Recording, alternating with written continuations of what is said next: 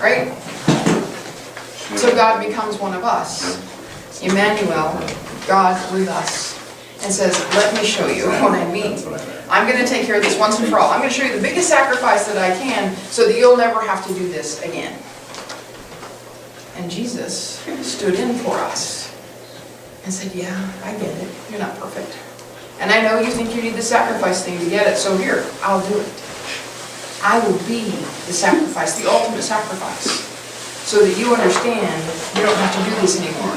And we can get past the bloody stuff, right? And I can show you what life is about instead of what death is about. And when you get that, you can build relationships with one another and go forward. And so Jesus does that for us. Jesus stood in for us, in part to end that system of sacrifice, I think. So what do we do with all that? What do we do with the idea that somebody could stand in for someone else? I think what we do with that is we do the standing. When we see someone who's being berated or discriminated against by another person, then we step in and say, no, keep it on me instead. When we see a black unarmed man in the streets with a white cop pointing a gun at him, we stand in and say, no, point it at me. Point it at the white person and see how that feels. Shame the racism out of law enforcement. And when we see LGBT people discriminated against by pizza shop owners who can get $800,000 to date for discriminating, and how many homeless people with that $800,000 have fed? Y'all know what's going on with that, right, in Indiana? Yes. They passed the Religious Freedom Act. Oh yeah, I heard about it. Yeah. Right? And so a couple who owns a pizza shop is afraid they're going to be, I don't know what they're afraid of, pepperoni maybe, right? And so they want the right to discriminate against gay people and not cater the wedding, and they're afraid. Well, you know that it was They were never asked to cater a wedding. the It was 93 or just 94. if Right, they were. it's the if they were, right? What they did was they excluded the language Yes. in the new bill, Right. because in the 94 bill, businesses were not allowed to discriminate against people because of the language that did not allow businesses to do that. Yeah. So what they did with the new bill is make sure that language was excluded so they could discriminate. Yes.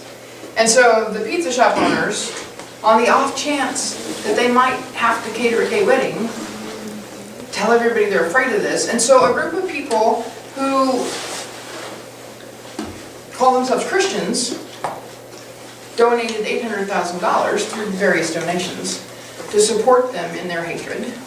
Cruz being a big contributor. Yeah, right? Not And yet, meaning to drop when we names. talk about helping the homeless on the street, where are those same people?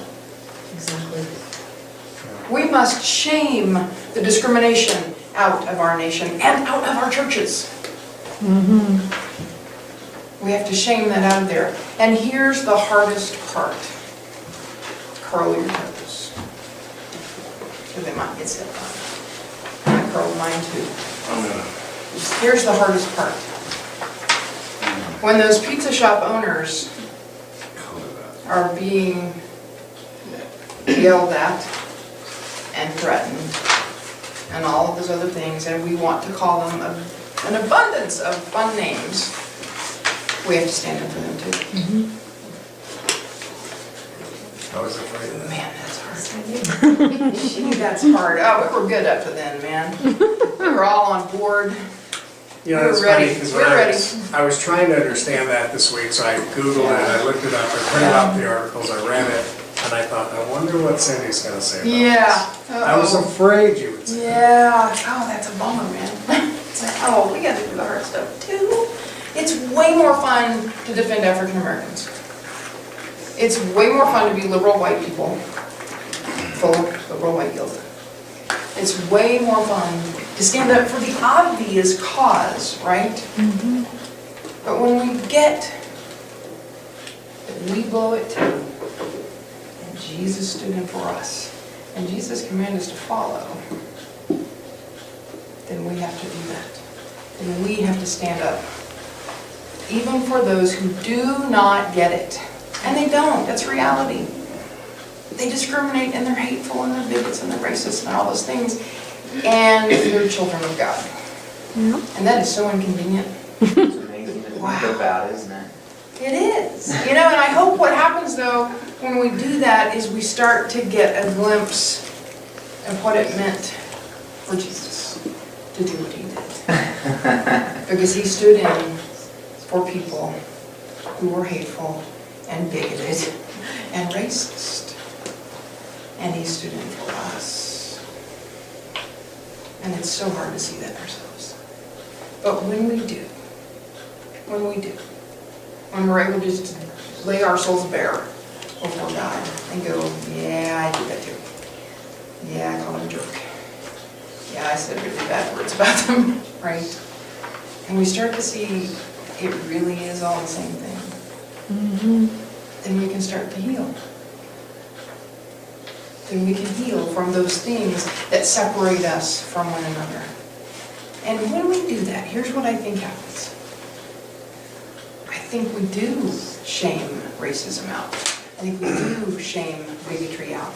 But we can only do that from that position of having healed it in ourselves.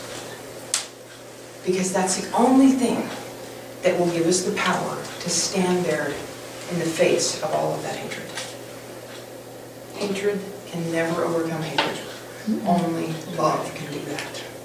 And we have to clear out all those spots inside ourselves where there is that hatred and discrimination. And maybe you don't feel like it's hatred, maybe it's just annoyance, right? Or whatever it is for you. But we have to empty that stuff out so that we have that place that can be filled with love. And that, I think, is the heart of the Easter message. That is the heart. Get rid of all the stuff. Get rid of all the ideas about sacrifice and all of the old stereotypes and all of the stuff that stands in the way of you connecting with other human beings. Get rid of all that stuff and just stand in. Just like Jesus showed us how to do. And when we do that, amazing things happen.